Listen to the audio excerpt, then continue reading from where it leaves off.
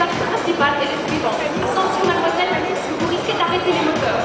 Alors, qu'est-ce que j'en ai fait? Alors, donc, voilà, quel que soit que vous utilisiez l'essence ou le diesel et quelles que soient vos priorités, Ford vous propose un véritable choix. alors, peut-être vous souhaitez dépenser moins d'argent, auquel cas le rangement aura toute son importance. Ou alors, monsieur, peut-être vous souhaitez utiliser moins de carburant tout en ayant une voiture performante, auquel cas l'accélération aura son importance. Oui, mais peut-être que monsieur souhaite réduire ses émissions de CO2. Ah ben oui, peut-être. Ou alors, pour vous, la performance et la sécurité.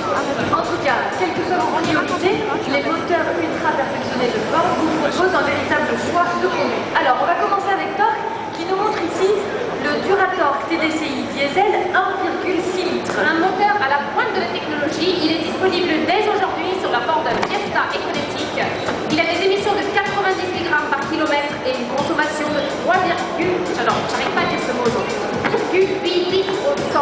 Donc, et il sera également disponible l'année prochaine sur la Ford Fiesta. Non, la Mondeo, il est déjà c'est mince alors.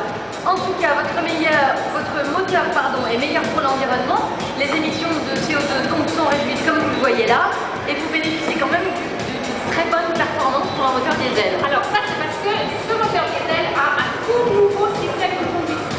Il a un nouveau système d'injection grande commune haute pression et des turbocompresseurs à géométrie variable et de faible inertie qui sont plus petits. Alors si vous avez tout compris, bravo.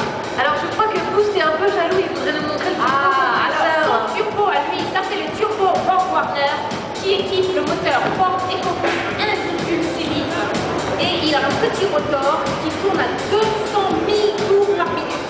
Ne l'essayez surtout pas à la maison, ça peut être très dangereux.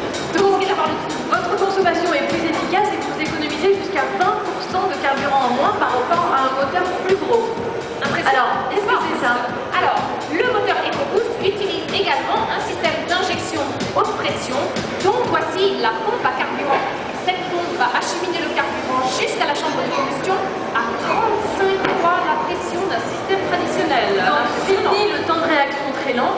Dès que vous accélérez, le moteur réagit. Minuscule boost d'essence directement dans la chambre de combustion. Donc, je résume, la pompe à carburant achemine le carburant aux injecteurs et ces injecteurs envoient la bonne quantité de carburant pour le moteur au bon endroit et au bon moment. Et qui vous permet d'optimiser votre consommation de carburant. Et ce moteur EcoBoost sera disponible l'année prochaine sur la Ford Focus nouvelle génération et va la rendre très agréable à conduire. Alors, Boost nous montre ici un piston Indienne. Alors, pas n'importe lequel. Non.